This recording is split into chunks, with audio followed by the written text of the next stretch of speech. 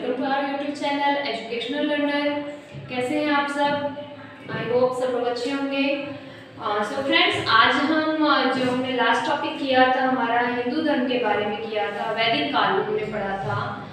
आज हम पढ़ने वाले हैं हमारे बौद्ध काल के बारे में, जो कि हमारा 600 वर्षों से 12वीं शताब्दी तक माना गया था। ठीक है, बौद्ध काल में बेसिकली जैन धर्म की स्थापना हुई थी।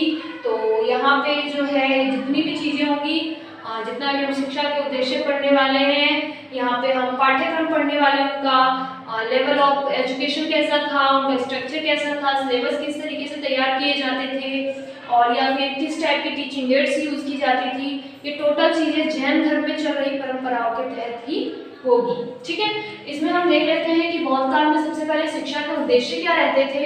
शिक्षा के उद्देश्य देखिए फ्रेंड्स, ऐसा होता है कि हम चाहे हमने वैदिक काल में पढ़ा है तो लगभग वही होते हैं शिक्षा के उद्देश्य, कोई ज़्यादा डिफरेंस नहीं होते हैं।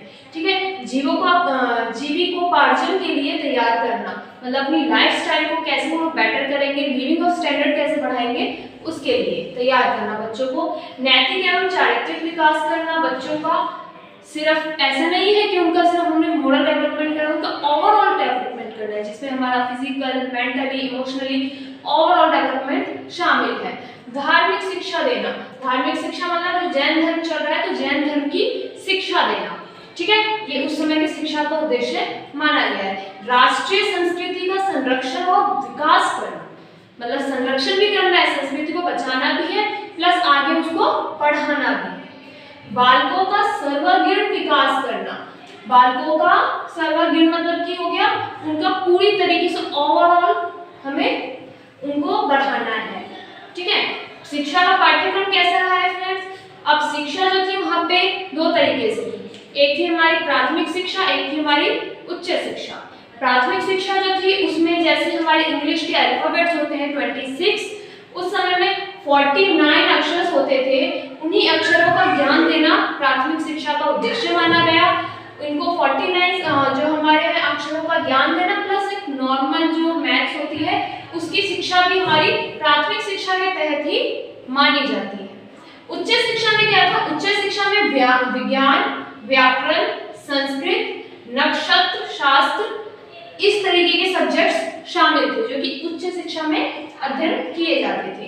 शिक्षण विधियां क्या यूज की जाती थी फ्रेंड्स? शिक्षण विधियां थी व्याख्यान विधि, प्रश्नोत्तर विधि, अनुकरण मतलब कि दोहराना। ठीक है, अनुकरण विधि, वाद विवाद विधि, सम्मेलन, प्रदर्शन, देशांतरण, देशांतरण मतलब एक देश से दूसरे देश में घूमना। ठीक है, स्व अध्याय करना, खुद को मतलब खुद ही अध्याय करना है। आपको अगर किसी बता दिया है तो आपको उसके बाद उसको खुद ही रिवाइज करना है। ऐसा नहीं कि आपका कोई टेस्ट लेने वाला है, जैसे अभी के टाइम पे होता है, यूनिट टेस्ट होते हैं, ईयरली एग्जाम्स होते हैं, उस टाइम पे ऐसा नहीं होता था, स्व अध्याय करना होता था छात्रों को। ठीक है, अभी हम देखें तो पबज्जा संस्कार क्या होता है। आप लोगों को याद होगा वैदिक काल में हमने पढ़ा था कि किसी भी बालक को अगर गुरुकुल में प्रवेश लेना होता है तो उनको एक प्रोसेस से गुजरना होता है, उनको एक जनेऊ धारण करना होता है, गुरुकुल में रहने से पहले सर मुंडवाना होता है और उसके बाद ही वो लोग वहाँ पे प्रवेश करते हैं। तो सेम इस टाइप का प्रोसेस जो है हमारे जैन धर्म में भी चलता था, जिसे पबज्जा संस्कार बोला गया है। यहाँ पर शिष्यों को पीले वस्त्र पहनकर वह सर मुंडवाकर 3 बार मंत्र का जाप करना होता था। ठीक है, यहाँ पर क्या होता था, उनको पीले कलर की, येलो कलर की ड्रेस दी जाती थी, जो आपने देखा भी होगा, जो मठ विहार के लोग जो आपने कभी देखा, एक मंत्र होता था जो कि बुद्धम शरणम गच्छामि, धम्मम शरणम गच्छामि एंड संघम शरणम गच्छामि। ये 3 लाइन जो होता था उसे दोहराना होता था। और ये पबज्जा संस्कार के दौरान ही, जैसे कि हमने वैदिक काल में गुरु के द्वारा दिए गए मंत्र का बात किया था, सेम यहाँ पे पबज्जा संस्कार में भी जो जैन धर्म में होता है, हमारे जो श्लोक है 3 लाइन का, या फिर ये कह लीजिए कि उनका एक मंत्र है जो हमारा जो है, जैसे कि हमने अभी बताया, बुद्धम शरणम गच्छामि, धम्मम शरणम गच्छामि और संघम शरणम गच्छामि, इसको 3 बार दोहराना होता था, रिपीट करना होता था अगर उन्हें मठ विहार में एंट्री करनी है, वहाँ पे अपना प्रवेश लेना है। तो शिक्षा अवधि क्या होती थी, मैंने बताया शिक्षा दो तरीके से होती थी, प्राथमिक और उच्च।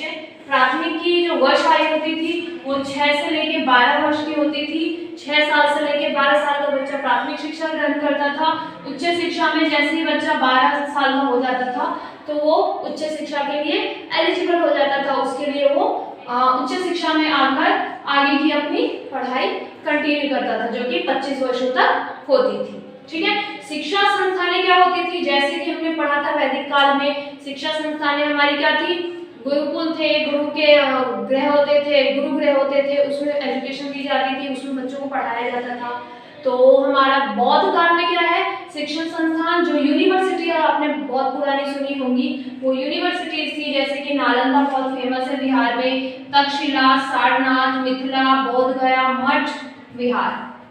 मठ विहार जो है वो उस समय में बहुत प्राचीन चले आ रहे थे मठ विहार। इसके अलावा जो नालंदा विश्वविद्यालय है हमारा, तक्षशिला है, सारनाथ है, मिथिला है, ये भी उसी समय से और इसी बौद्ध धर्म के बौद्ध काल के समय से ये चली आ रही है।